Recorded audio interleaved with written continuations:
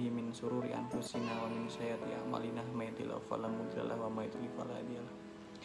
Asyhadu an la ilaha illallah wa asyhadu anna Muhammadan abduhu wa rasuluh, amma ba'du. Duduknya saya di sini, saya akan mempresentasikan tentang latar belakang berdirinya Muhammadiyah. Sebelum saya mempresentasikan, saya di sini akan memperkenalkan diri. Nama saya Muhammad Fajar Asidki dari Hukum Ekonomi Syariah NIM I00170202. Latar belakang berdirinya Muhammadiyah. Muhammadiyah secara etimologi berarti pengikut Nabi Muhammad SAW, karena berasal dari kata Muhammad. Kemudian mendapatkan nisbiyah, sedangkan secara terminologi berarti gerakan Islam, dakwah ma'ruf nahi mungkar dan tasdid bersumber pada Al-Quran dan As-Sunnah. Berkaitan dengan latar belakang berdirinya Muhammadiyah secara garis besar, faktor penyebabnya adalah pertama, faktor subjektif adalah hasil pendalaman Kiai Haji Ahmad Dahlan sang pendiri Muhammadiyah terhadap Al-Quran dan menelaah, membahas dan mengkaji kandungan isinya. Kedua, faktor objektif di mana dapat dilihat secara internal dan eksternal. Secara internal kemungkinan amalan Islam akibat rujukan oleh sebagian besar umat Islam di Indonesia.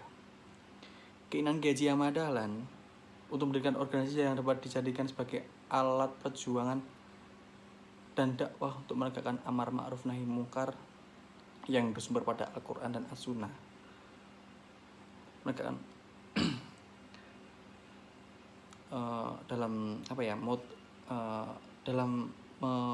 memotivasi Ahmad Dahlan untuk bergerak dalam Muhammadiyah itu ada dalam surat Al-Imran ayat 104 dan surat Al-Ma'un sebagai sumber dan dari gerakan sosial praktis untuk mewujudkan gerakan tauhid. Kemudian faktor yang melatar belakangi berdirinya organisasi Muhammadiyah. Sebelumnya maaf, saya akan menjelaskan berdirinya Muhammadiyah. Muhammadiyah itu berdiri di Kauman, Yogyakarta. Yang mendirikan adalah Muhammad Darwis atau yang sekarang dikenal sebagai Kiai Haji Ahmad Dahlan. Didirikan pada tanggal 8 Dzulhijjah 1330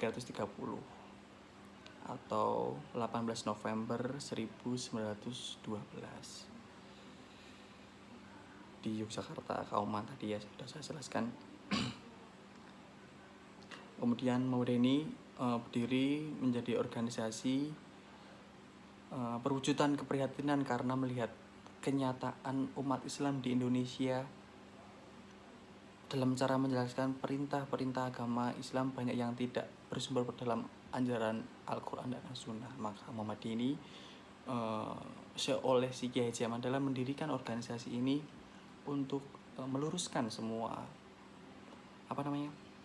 meluruskan segala sesuatu ajaran Islam untuk dibenarkan dalam konteks dengan sumber Al-Quran dan As-Sunnah. Itu intinya tadi latar belakangnya. Kemudian saya menurutkan yang tadi faktor internal dan eksternal dia. Kedua adalah saya teruskan faktor eksternal. Faktor yang melatar belakangi lahirnya pemikiran Muhammadiyah adalah faktor yang bersifat eksternal. Karena oleh politik nasional kolonial Belanda, faktor tersebut antara lain tampak dalam sistem pendidikan kolonial serta usaha ke arah westernasi dan kristenisasi pendidikan kolonial dikelola oleh pemerintah kolonial untuk anak-anak bumi putra, ataupun yang diserahkan kepada misi dan seiring Kristen dengan bantuan finansial dan perintah Belanda. Pendidikan demikian pada awal abad ke-20 yang telah menyebar beberapa kota, sejak dari pendidikan dasar sampai atas yang terdiri dari lembaga pendidikan guru dan sekolah kejujuran. Adanya lembaga pendidikan kolonial terdapat dua macam pendidikan awal abad 20, yaitu pendidikan Islam tradisional dan pendidikan kolonial. Kemudian tujuan berdirinya Muhammadiyah yang untuk menegakkan, yang mempunyai makna membuat dan mengupayakan agar Islam dapat tegak, tidak condong, tidak roboh. Ya maksudnya dapat tegak di muka bumi ini untuk membenarkan semua ajaran Islam.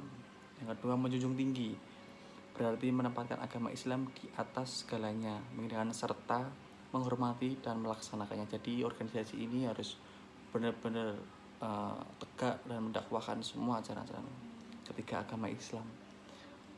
Ialah agama Allah Subhanahu wa taala yang diwahyukan kepada rasulnya sejak zaman Nabi Adam sampai Nabi Muhammad SAW. Kemudian yang terakhir, masyarakat Islam yang sebenar-benarnya, berarti masyarakat yang mempunyai kualitas yang baik, yaitu kualitas yang dibina oleh ajaran Islam, musyawarah yang berkemanusiaan, dan masyarakat yang mengabdi kepada Allah Subhanahu wa taala. Baladun thayyibatun wa rabbul ghafur. Kemudian yang terakhir, saya akan menyimpulkan, Muhammadiyah akan terus berjuang untuk menegakkan amar ma'ruf nahi mungkar. Demikian tujuan utama Muhammadiyah, yaitu pergerakan umat Islam ini tak akan goyah meski ini tantangan semakin sulit. Tantangan tak lagi ada dari kaum penjajah, tetapi tangga itu ada dalam umat Islam sendiri. Jadi musuh yang terberat itu adalah saudara dalam diri kita, saudara seiman. Karena pada dasarnya kita harus meluruskan mereka yang senantiasa tidak menggunakan ajaran-ajaran yang benar. Kita harus sebagai organisasi yang mengikuti Muhammadiyah harus meluruskan pergerakan mereka. Maksud dan tujuan Muhammadiyah didirikan untuk mencapai sebuah keinginan yang dimana Kiai Haji Ahmad Dahlan sangat berharap kepada organisasi Muhammadiyah seterusnya membawa perubahan kepada umat Islam di Indonesia ini. Dan yang terakhir, Muhammad Darwis atau yang lebih dikenal oleh Muhammad Dahlan menurut ilmu di kota suci Mekah dan hasil pendidikan, yaitu kemudian beliau membentuk sebuah wadah perubahan untuk kembali kepada Al-Quran dan As-Sunnah Rasulullah SAW dengan arti Muhammadiyah, yaitu pengikut Nabi Muhammad SAW dari terbentuknya Muhammadiyah di kampung Yogyakarta tersebut. Jadi pada dasarnya Muhammadiyah Darwis atau yang dikenal dengan Muhammad Dahlan menuntut ilmu di kota Mekah dulu itu untuk membentuk sebuah wadah untuk dimana beliau akan meluruskan semua ajaran yang telah diajarkan di Indonesia ini, ingin meluruskan. Jadi pada zaman dahulu itu ajaran-ajaran yang disampaikan oleh beliau akan diteruskan oleh Kiai Haji Ahmad Dahlan, dan semoga sampai saat ini kita dapat meneruskan.